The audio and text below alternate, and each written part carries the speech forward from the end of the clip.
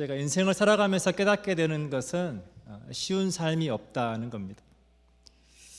그래서 우리는 우리의 인생을 살아가면서 우리의 경험과 지식을 최대한 활용해서 무엇이 가장 좋은 길일까? 어떻게 살아야 될까? 우리가 그것을 찾기 위해서 애쓰며 살아가는 것을 봅니다.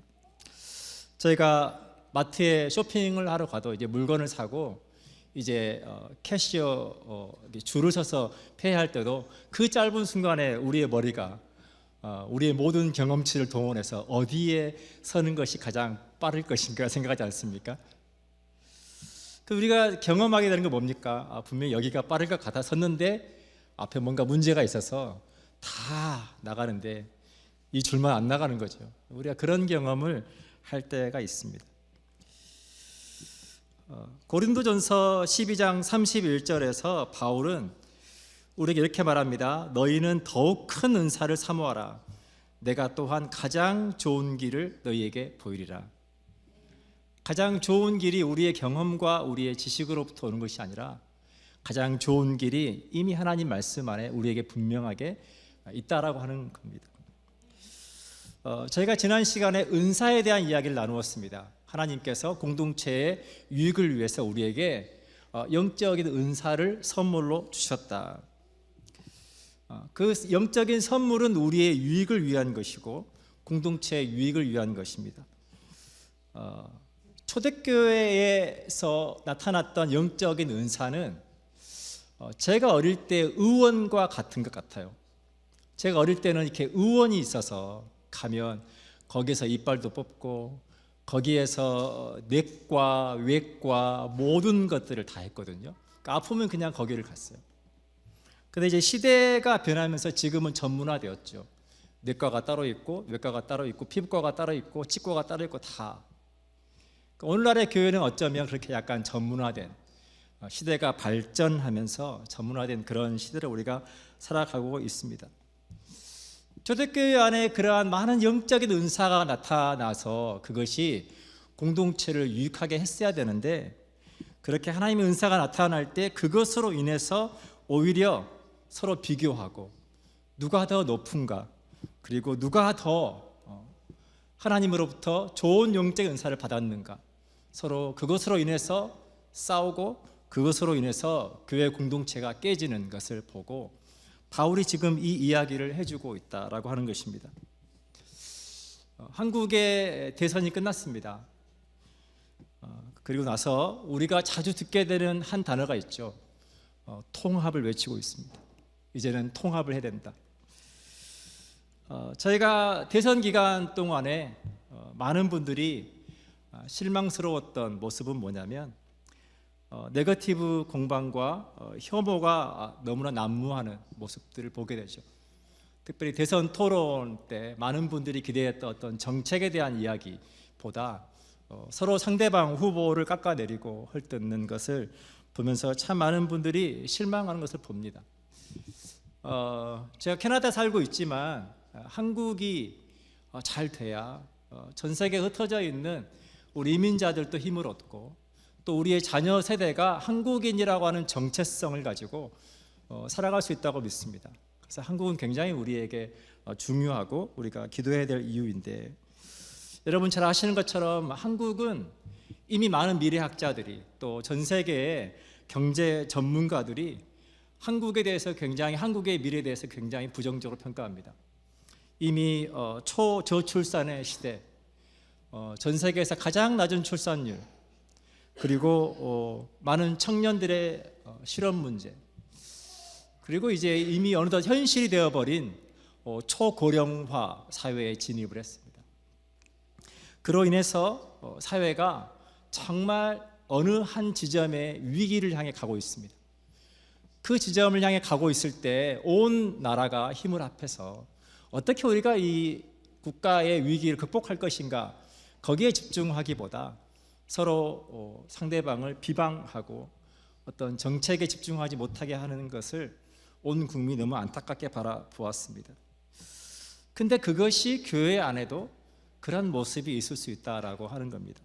오늘 본문의 1절입니다. 내가 사람의 방언과 천사의 말을 할지라도 사랑이 없으면 소리나는 구리와 울리는 꽹과리가 되고, 내가 예언하는 능력이 있어 모든 비밀과 모든 지식을 알고 또 산을 옮길 만한 모든 믿음이 있을지라도 사랑이 없으면 내가 아무것도 아니요, 내가 내게 있는 모든 것으로 구제하고 또 내 몸을 불사르게 내줄지라도 사랑이 없으면 내게 아무 유익이 없느니라.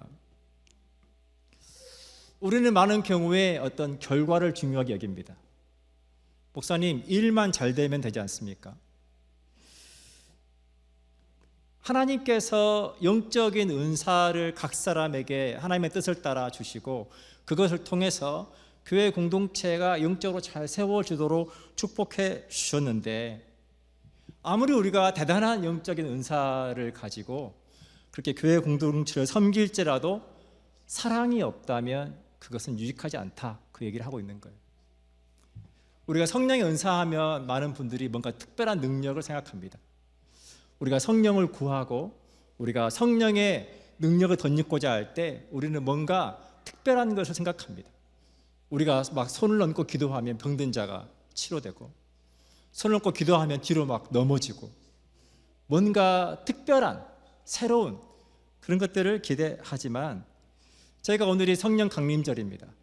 우리가 성령 하나님 오시옵소서, 성령을 부어주옵소서라고 기도할 때 그 성령의 권능, 하나님께서 우리에게 부어주기 원하시는 그 성령의 권능은 우리가 기대하는 그런 것이 아니라 이 땅에서 우리가 그리스도인으로서 사랑하며 살아갈 힘, 그 힘을 주기를 원하신다라고 하는 것입니다. 우리가 성령으로 충만하다라고 하는 것은 우리가 알지 못하는 특별한 능력이 나타나는 것이 아니라, 성령으로 충만하다라고 하는 것은 우리가 하나님의 사랑으로 살아간다라는 것을 여러분 기억하시면 좋겠습니다. 제가 이민자로 살아가면서 제가 경험하게 되는 참 많은 안타까운 일들은 뭐냐면, 너무나 많은 분들이 교회를 떠나 살아간다는 겁니다. 여러분, 절대 우리는 혼자 살아갈 수 없습니다. 우리는 사람들과 함께 교제하고 그 안에서 더불어 살아가도록 그렇게 디자인되어 있습니다. 그럼에도 불구하고 많은 분들이, 심지어 제가 원주민 선교했던 정말 외진 곳에서조차도 많은 분들이 교회 때문에 오히려 사람들과 관계를 맺지 않고 그 받은 상처 때문에 교회를 떠나 살아가는 것을 보게 됩니다. 제가 여러분들에게 여러 번 얘기했지만, 제가 크리스찬 공동체를 방문했을 때 그 크리스찬 공동체에 각 가정마다 액자로 만들어서 붙여놓고 반드시 지키게 하는 한 가지가 뒷담화를 하지 않는다는 것이었습니다. 뒷담화를 하지 않는다, 해야 할 말은 앞에서 직접 한다. 그것이 없으면 교회 공동체, 크리스찬 공동체는 무너질 수밖에 없다라고 하는 것입니다. 그래서 다른 많은 것들이 있지만 각 가정마다 반드시 지켜야 할 것, 여러분이 이 공동체 안에 들어와서 공동체로 살아갈 때 반드시 지켜야 되는 가장 중요한 원칙, 그것은 뒷담화를 하지 않는다라고 하는 것입니다. 사랑하는 여러분, 우리가 크리스찬 공동체로서 우리가 교회에 몸을 이루고 살아갈 때 공동체를 세우는 것은 하나님의 사랑입니다. 우리가 세상 속에서 사회의 구성원으로 살아갈 때 하나님께서 저와 여러분을 통해서 일하시고 역사하는 방법은 하나님의 사랑이라고 하는 것을 여러분 기억하시면 좋겠습니다. 그러면서 오늘 사도 바울이 4절부터 그 사랑에 대해서 우리에게 설명해 줍니다. 사랑은 오래 참고, 사랑은 온유하며, 시기하지 아니하며, 자랑하지 아니하며, 교만하지 아니하며, 무례히 행하지 아니하며, 자기의 유익을 구하지 아니하며, 성내지 아니하며, 악한 것을 생각하지 아니하며, 불의를 기뻐하지 아니하며, 진리와 함께 기뻐하고, 모든 것을 참으며, 모든 것을 믿으며, 모든 것을 바라며, 모든 것을 견디느니라. 성경은 사랑을 강조합니다. 왜입니까? 하나님은 사랑이시기 때문에 그렇습니다. 요한일서 4장 7절로 8절에서 이 사랑이 우리에게 얼마나 중요한지 설명해 줍니다.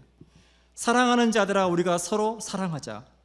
사랑은 하나님께 속한 것이니 사랑하는 자마다 하나님으로부터 나서 하나님을 알고 사랑하지 아니하는 자는 하나님을 알지 못하나니 이는 하나님은 사랑이심이라.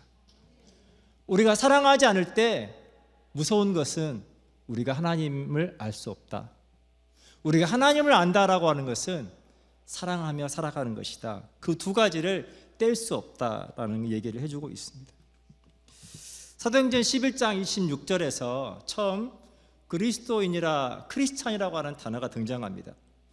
그 단어가 등장할 때 그 배경은 뭐냐면 믿지 않는 사람들이 크리스찬들이 서로 제자들이 서로 사랑하는 삶의 모습을 보고 그들에게 붙여준 별칭이에요. 아, 저들은 그리스도인들이다. 근데 그때 그들이 말하는 그리스도인들이다라고 하는 말의 안에 담겨있는 중요한 것은 뭐냐면 사회적인 신뢰를 담아서 저 사람들은 사랑하는 사람들, 저 사람들은 믿을 만한 사람들, 그 의미를 담고 있다는 것입니다. 이 시대 가운데 정말 교회 공동체가 또 저와 여러분이 그리스도인으로서 우리가 회복해야 될 너무나 중요한 한 가지, 이 사회적인 신뢰를 회복할 수 있기를 축복합니다.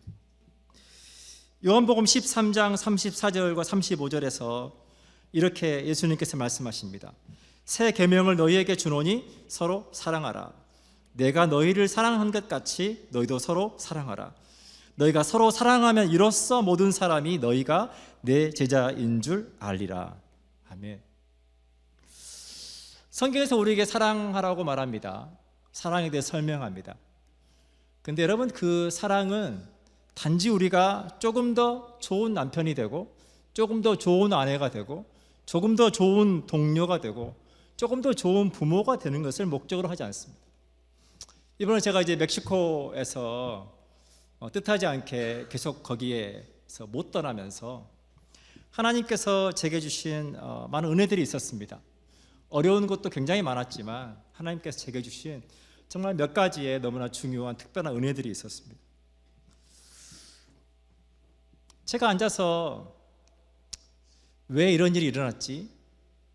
그러니까 우리가 어려움을 만나면 너무나 쉽게 하는 것 중에 하나가 내가 하나님 앞에 뭔가 잘못한 게 있을까? 내가 왜 그렇게 부주의하게 미리 체크하지 못했지? 그러니까 나 자신을 향하는 거죠. 나 자신. 그런데 그때 하나님께서 제 안에 이런 생각을 주셨어요. 만약 내가 시간을 돌려서 이 멕시코 여행을 준비하고 있는 그 나에게 찾아가서 한마디를 해준다면 무슨 말을 할까? 여러분, 무슨 말을 할까요? 날씨가 더우니 여름옷만 가져가, 그런 얘기 할까요? 이탈을 준비해. 그 한마디, 이탈을 준비할 때야. 그러면서 하나님께서 제 마음 가운데 정말 중요한데, 이것처럼 너무나 중요한데 우리가 너무나 쉽게 생각하는 한 가지에 대한 이야기를 해주셨어요. 많은 사람들이 천국에 대해서 막연한 생각을 가지고 살아갑니다. 여러분도 천국에 대한 생각이 있을 거예요. 지옥에 대한 생각이 있고. 하지만 정확하게 우리가 그거에 대해서 설명하기는 쉽지 않습니다. 왜냐하면 가보지 않았기 때문에. 가끔 유튜브에 천국을 다녀온 사람들의 간증이 있긴 하지만 그건 마치 제가 한국에 있을 때 필리핀 친구들이 한국을 오려고 계획을 세울 때 그들이 가장 보고 싶어하는 것 중에 하나가 눈이에요. 분명히 그들이 영화에서도 눈을 보죠. 드라마에서도 눈을 보고 눈이 저렇게 내리는구나. 근데 상상하는 것하고 실제로 보는 것과는 너무 다른 거예요. 눈이 저렇게 내리고 눈이 쌓이면 저렇게 세상이 온통 하얗고, 그것과 내가 직접 내리는 눈을 만져보고 그 눈을 밟아보는 것은 너무 다른 거지. 우리 안에 하나님의 나라, 천국에 대해서도 비슷합니다. 우리가 많은 상상을 하지만, 근데 제가 멕시코에서 경험했던 그와 비슷한 이야기를 예수님께서 누가복음 16장 22절과 31절 해주십니다. 이 예화는 부자와 나사로에 대한 이야기예요. 부자가 죽고 거지 나사로도 죽습니다. 그리고 이제 부자는 지옥에 가게 되고, 여기서 여러분 오해하지 않으시면 좋겠어요. 돈이 많은 사람은 지옥 간다, 그 의미가 아니라 하나님을 필요로 하지 않는 사람들의 어떤 상징적인 의미죠. 세상 것으로 배불러서 하나님을 찾지 않는 사람, 세상에서 많은 것들을 누리고 하나님을 구하지 않았던 사람. 근데 그 부자는 지옥을 가고, 거지 나사로, 너무나 세상에서 소외받고 고통받았던 그 거지 나사로는 천국을 갑니다. 그때 그 천국에 있는 거지 나사로를 보면서 이 부자가 하는 이야기가 이 이야기입니다. 24절입니다. 누가복음 16장 24절을 제가 읽어드리겠습니다. 불러 이르되 아버지 아브라함이여, 나를 긍휼히 여기사 나사로를 보내어 그 손가락 끝에 물을 찍어 내 혀를 서늘하게 하소서. 내가 이 불꽃 가운데서 괴로워하나이다. 아주 독특한 성경의 한 장면이에요. 천국의 모습과 지옥의 모습의 한 부분을 우리에게 보여주시는 거예요. 그 지옥은 꺼지지 않는 불로 인해서 고통받고 있는 곳. 그래서 너무 목이 말라서 좀 내게 내 혀에 물 한 방울을 좀 찍어 주십시오. 그 요청을 하고 있는 거죠. 25절입니다. 아브라함이 이르되 예, 너는 살았을 때에 좋은 것을 받았고 나사로는 고난을 받았으니 이것을 기억하라. 이제 그는 여기서 위로를 받고 너는 괴로움을 받느니라. 그뿐 아니라 너희와 우리 사이에 큰 구렁텅이가 놓여 있어 여기에서 너희에게 건너가고자 하되 갈 수 없고 거기서 우리에게 건너올 수 없게 하였느니라. 천국과 지옥은 하나님의 심판으로 인해서 정해진다라고 하는 것입니다. 지옥에 있는 사람이 면죄부를 사면 천국으로 갈 수 있는 그런 것이 아니라 이 땅에서의 삶과 믿음을 통해서 하나님의 심판 때 그것이 너무나 분명하게 정해진다라고 하는 것입니다. 그때 이 부자가 이렇게 요청을 합니다. 27절입니다. 이르되 그러면 아버지여 구하노니 나사로를 내 아버지의 집에 보내소서. 내 형제 5이 있으니 그들에게 증언하게 하여 그들로 이 고통받는 곳에 오지 않게 하소서. 제가 멕시코 여행을 준비하는 나 자신에게 찾아가서 한마디를 해주고 싶은 말이 이탈을 준비하라고 하는 것처럼 이 부자가 본인이 지옥에서 고통을 받으면서 내 아버지 집에 나사로를 보내서 그들이 여기에 오지 않도록 좀 해주십시오. 근데 그때 이렇게 말합니다. 29절입니다. 아브라함이 이르되 그들에게 모세와 선지자들이 있으니 그들에게 들을지니라. 이르되 그렇지 아니하니이다. 아버지 아브라함이여, 만일 죽은 자에게서 그들에게 가는 자가 있으면 회개하리이다. 이르되 모세와 선지자들에게 듣지 아니하면 비록 죽은 자 가운데서 살아나는 자가 있을지라도 구원함을 받지 아니하리라 하였다 하시니라. 죽은 자가 살아나서 구원해도 지금 그들 주변에 있는 사람들의 입을 통해서 전해지는 그 복음을 듣고 믿지 않으면 그들이 믿지 않을 거다. 사랑하는 여러분, 이 땅에서의 삶은 우리는 여러 모양으로 살아갑니다. 여러 모양으로 살아가는 삶 가운데 반드시 우리가 가장 중요하게 준비해야 하는 것은 하나님의 나라에 들어갈 준비를 해야 된다고 하는 것, 여러분 기억하시면 좋겠습니다. 그 어떤 것보다 그것이 가장 중요하다라고 하는 것, 여러분 기억하시면 좋겠습니다. 로마서 10장 13절과 15절을 제가 읽어드리겠습니다. 누구든지 주의 이름을 부르는 자는 구원을 받으리라. 그런즉 그들이 믿지 아니하는 일을 어찌 부르리요? 듣지도 못한 일을 어찌 믿으리요? 전파하는 자가 없이 어찌 들으리요? 보내심을 받지 아니하였으면 어찌 전파하리요? 기록된 바 아름답도다 좋은 소식을 전하는 자들의 발휘함과 같으니라. 사랑하는 여러분, 하나님은 저와 여러분이 이 땅에서 사랑하며 살기를 원하십니다.